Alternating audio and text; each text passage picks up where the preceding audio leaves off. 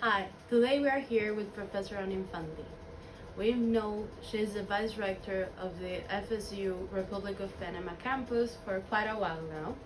Yes. So why don't you introduce yourself so people get to know you? Hi everyone. So I'm Alexandra Anyfanti, Vice Rector for Academics specifically. I have been with FSU exactly for 30 years. And I've been in Panama for 31 years. So, yes.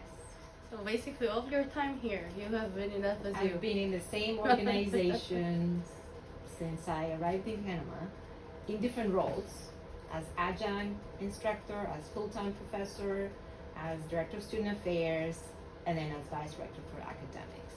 So I've seen many changes. How long have you been Vice Rector of the university? Since 06, if I'm not mistaken. Like 18 years ago. Yeah, it's been a while. Oh, wow. It's been a while. You said you're not from Panama. Where are you from? I am from Greece, born and raised. I got my bachelor's degree in English language and literature from a university in Greece, the Aristotelian University. And then I went to the UK to do my master's in English literature, and that is where I met my husband, who is Panamanian. So we relocated to Panama, and I immediately started working with FSU.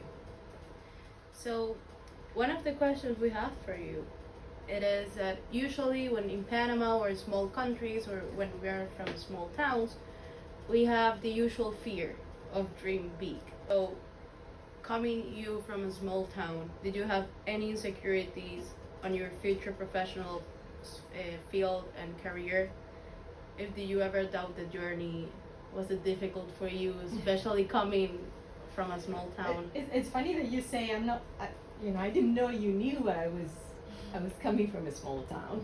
Sometimes people assume we come from the city, from Athens, for instance, and I was born in Athens, but I never lived there. So I did grow up in a small town, like it's a town of 30,000 people, and all I cared was getting out of there.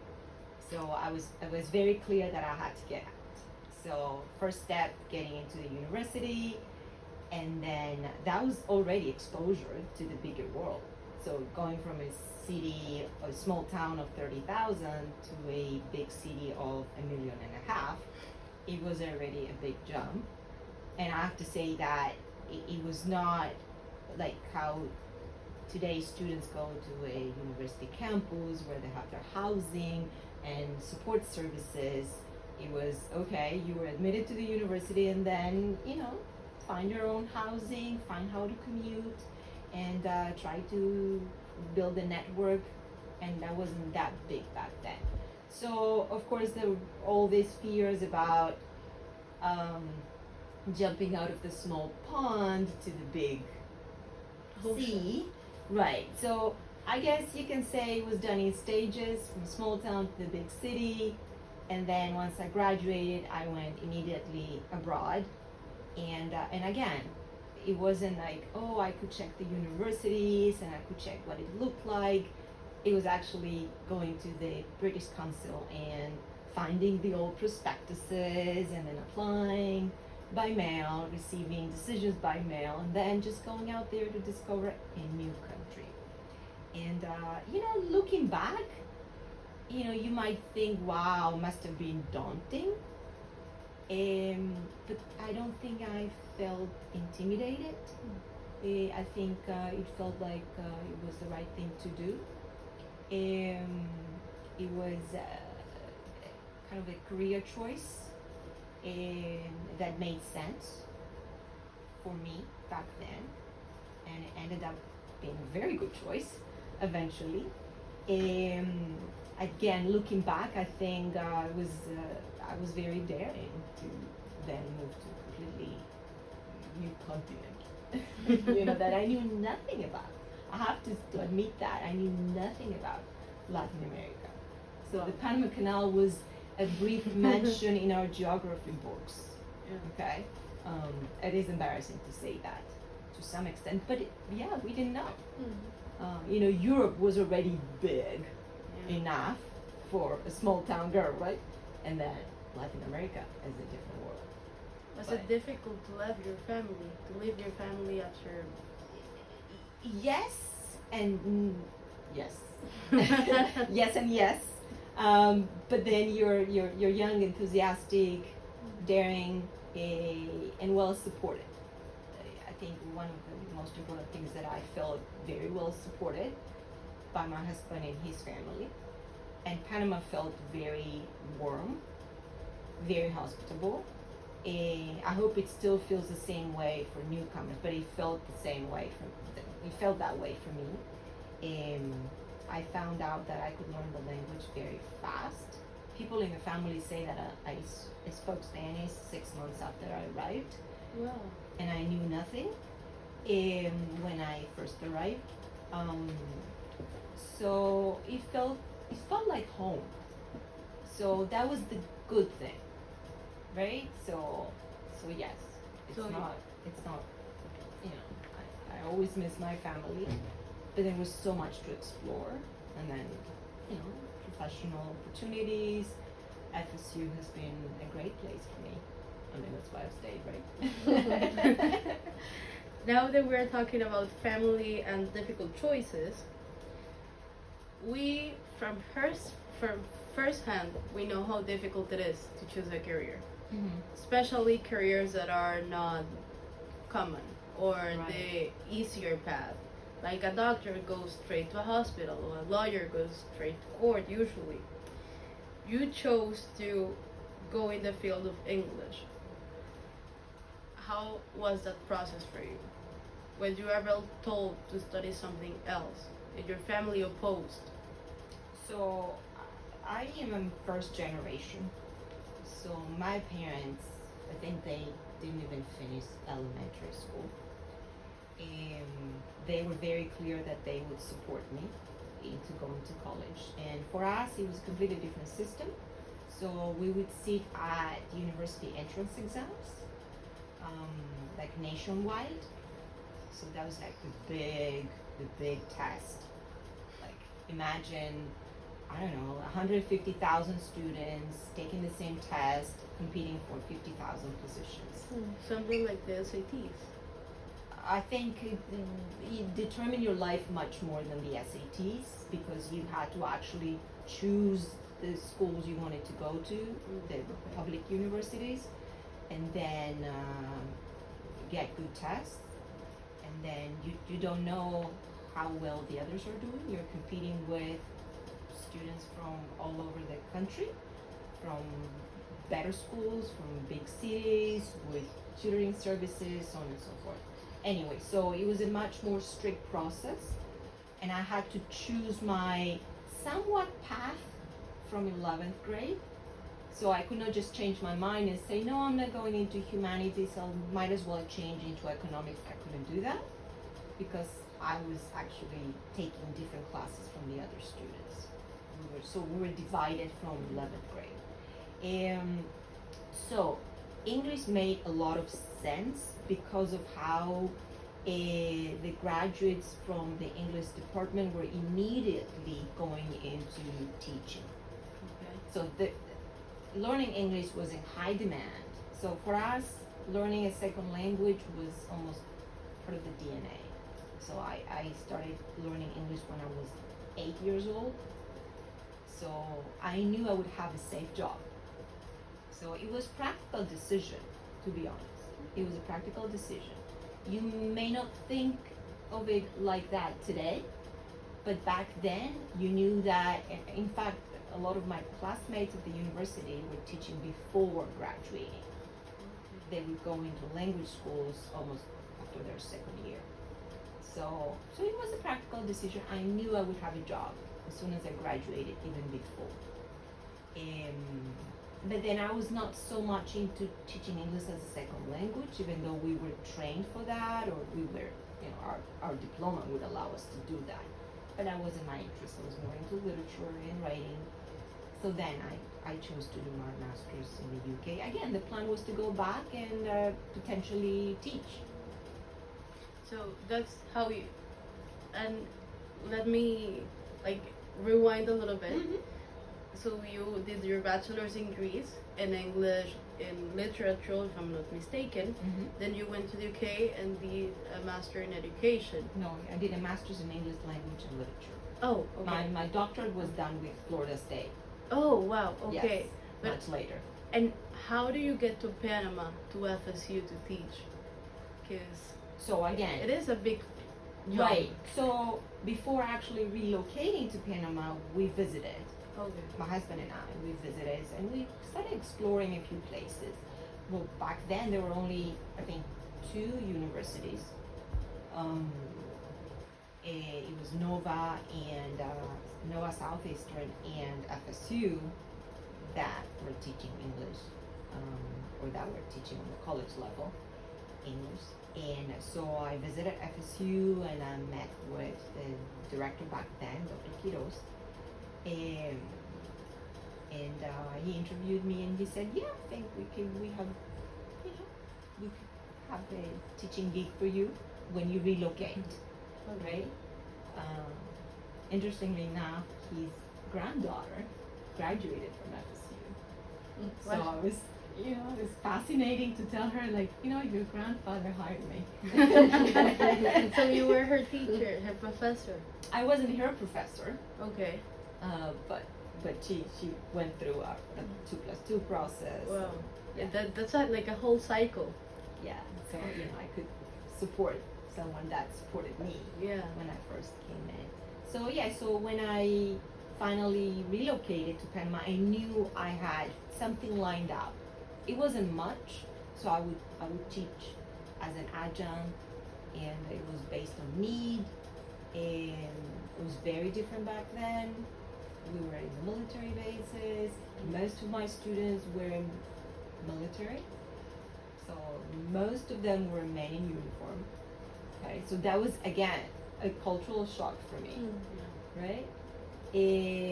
So yeah, I started teaching English composition, and I've continued teaching that for several years before becoming full-time teaching English again, and then offered an administrative position as Director of Student Affairs, and I was doing half and half. Excellent.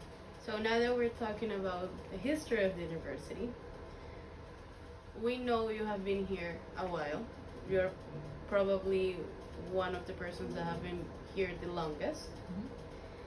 What is your favorite fact about this campus at FSU and the Republic of Panama Campus? Fact?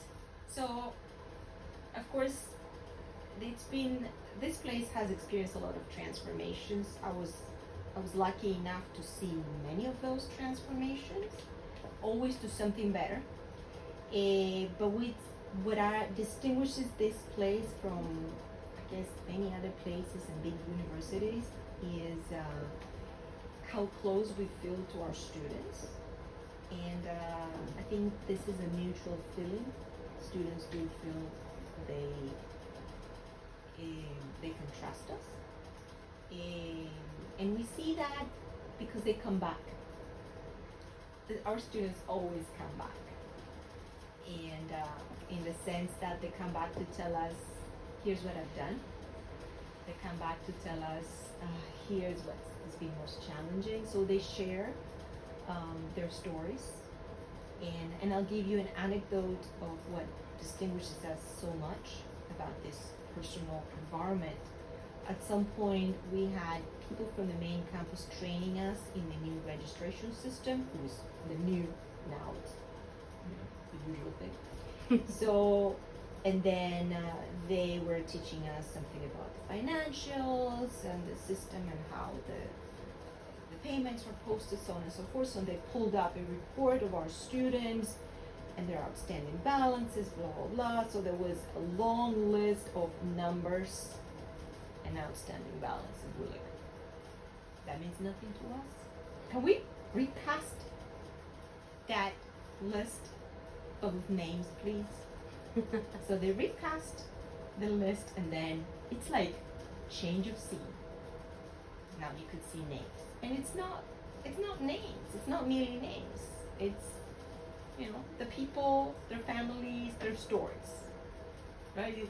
So immediately we'll be like, oh yes, I know XYZ. Yes, Oh, they came last week and this or that. Oh yes, this one is receiving an IFARU loan. Oh yes, this one is doing an the people could not believe it. So, we're talking about people that handle outstanding balances or bills for 45,000 students. So they cannot stop and listen to stories. But we can. And it matters. And so I think this is what I love about our job here. The fact that our students are not even numbers. The fact that our students are very close to us and that they come back and they feel that this is their safe place. And this is a place where, they will receive all the guidance that we can provide, and if we reach our limit, then we'll get them the resources. And that pleases me very much. I think that's a good way to put it into words, to something that, at least for me, it is a feeling in this university. I feel since I've been here, this has been an exponential guidance into my professional career. It has been great. I've been here before in your office and talked to you about what great professors we have, and it is really interesting to see how, although this used to be a military basis, now it is it is used for educational purposes, and how behind every single of these walls there is history. Yes. Yes. Is there like a specific fact about the history that is not common knowledge about our campus? So I have not experienced that, but it came out when we celebrated 60 years of our 60th anniversary. There was this fact that came up that FSU's role was very important after the I don't remember the date right now, but there was this diplomatic episode, okay, here in the military bases, and then FSU opened its doors. Afterwards, opened its doors to Panamanians, because at the beginning, it was exclusively for the military personnel stationed in the U.S. in the Canal Zone, in U.S. territory, and they opened its doors to Panamanians. So, in a sense, without intending to, without having it as a mission, it became almost like playing a diplomatic role, in a connector, if you wish.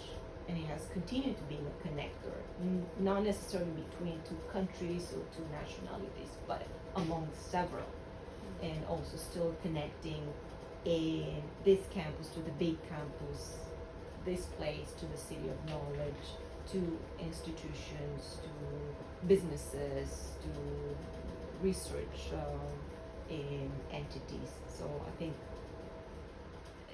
it's not necessarily a fact that it's hidden, but I don't think everyone acknowledges or understands the impact this has. And now that you say it, and this is still what people call in Spanish un crisol de razas, where everyone meets. And if we walk around the university, Yes. in any of the classes, there are people from Venezuela, from El Salvador, I have friends from Nicaragua, from Chile, from all over Latin America. Yes. And it is really interesting to see this mix of nationalities, because we learn something from each and every one of the persons because of the culture. And in your thesis, you were basically talking about us. You were talking about about Latin American students that study in international branches, campuses. That's right. Of a main university. And when you see around, when people are transferring, actually there are a lot of people about to transfer this term, you see a lot of anxiety. Yes. Because they don't know what to expect, especially because, as I think you have stated in your thesis, where we have a different kind of education, because we don't only change from high school to university, but also from the international branch to later to the main campus. So we have several transition processes there. That's right. So if you give an advice on one of our classmates, what would you tell them? Transferring? Yes. Yes. So if I may add a little bit, so I've been studying you all along, right? So my dissertation topic made a lot of sense to me, and what I've learned is something that I can also apply, and that was part of the mission of this doctorate. It's whatever you learn, you can actually embed it in your everyday practice, in professional practice. So I have seen throughout the years the anxiety that surrounds the process, and it's an anxiety that has been shifting. It's not exactly the same. So the anxiety we feel now is not the same anxiety that we felt students had, 10 years back. There's always anxiety. I see that it's been increasing. I'm not sure I can put it into details or say this is because of this is because of that. I'm not sure I can dissect it yet. Maybe you guys can, but I do sense a greater anxiety. So we always try, and I say we because it's not just me supporting students in this process. There's several individuals from this campus and more people from the main campus. We work, hand in hand, supporting our students. So the key thing is support is always there. They're never alone. So yes, you're on your own when you step on that plane that's going to take you to the other side. You're probably alone when you walk into your dorm. But you're always surrounded by support networks.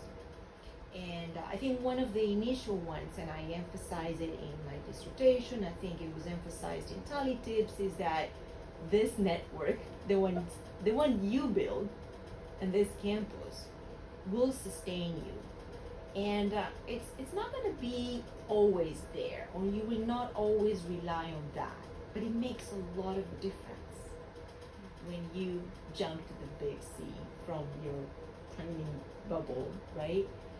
And then you have people oh yes, I know, you studied with me. Like if you read some of the testimonials that our students were so generous in providing, you see some of those comments. They're like friendships that you built here, or at least, imagine walking into that huge campus and coming across a student that you had in your microeconomics class. It's like, what? You are here? I didn't know you transferred. I mean, it's just, wow. And I share that enthusiasm because, we visit the main campus sometimes on business. And then all of a sudden, we walk into the bookstore and it's like, one of our students is working, the cashier is there. He's like, what are you doing here? And it's, the level of joy, it's out of this world. So, going back to your question, my advice is, first, relax. Second, support is always there in different ways. And in a sense, we never disconnect from our students. So we kind of lead them to the door of the new campus, but we don't disappear. And we do act as advocates many times. So students will hear me say, I'm not your dean anymore, go to your dean's office. They will still keep on writing because, again, maybe the place feels intimidating. It's the size, the sheer size of it feels intimidating. But I'll tell you that FSU is a big place, but it's a very caring place. You have to be more proactive. So you don't expect for someone to look for you and say, are you having an issue? The moment you have an issue, you have to look for support. Don't wait until the going gets tough. Don't wait until it's the end of the semester to report an issue. And it matters here, but it matters even more over there. Because not everybody knows you. Because in many aspects you are a number until you prove the opposite. Mm. Until you prove that there's more to the number. Until you make yourself visible. So participate, go to office hours, reach out to professors, a lot more. Just it takes a tad of extra effort in doing that. But relax. There's always support and a lot more mechanisms of support and many more resources. And people at the main campus are familiar with where you're coming from. So you are a special group. You are a special group for the main campus. Like you're all transferring as part of the group, and it matters to them. They want to see you succeed, and they want to keep this connection and the steady flow of wonderful students. I'll add this as well, because we monitor our students on a semester by semester basis. Our students do really well. They stand out. And sometimes we visit colleges there and they mention names. Oh, remember this student so-and-so? Oh, yes, he or she was in my class. Yes, I remember. Oh, yes, now they're, my teaching assistant, or they're fantastic.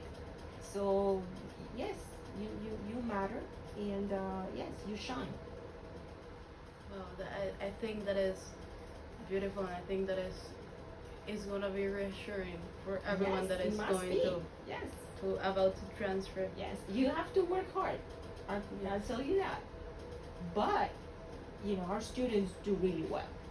It's very rare that a student fails, and if they do, it's always something external that has affected them very much. Something on the personal, emotional level. But academically, our students are solid. You guys are solid.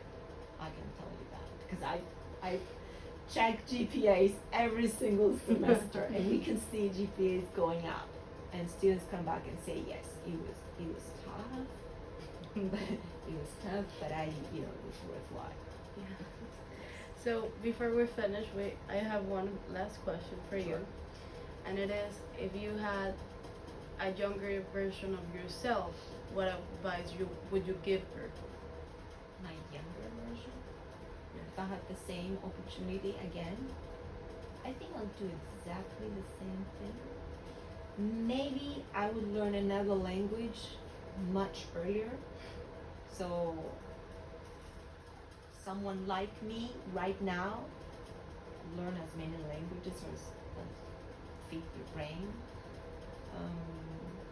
I think again, as I look back, it was a daring move, changing one country and then changing another. I think it's easier to be daring now because you have so much more information. At the same time, it's probably it's more challenging when you have so many choices. You mentioned the anxiety and what major do you choose, and what if your family wants something else. I did not have that pressure.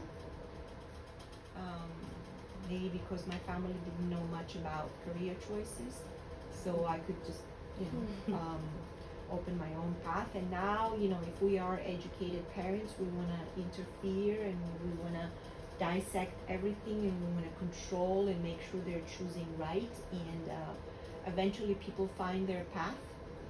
I can also think back on some of our students that were challenged academically, that have some troubling times, and now I look at them and they are successful professionals in different fields, some of them very unconventional fields. So you can be very creative in the combination of paths. We did not have that opportunity. We were very rigid in the choices we were making. So I guess if I were to go back, I would maybe try to complement those career choices with other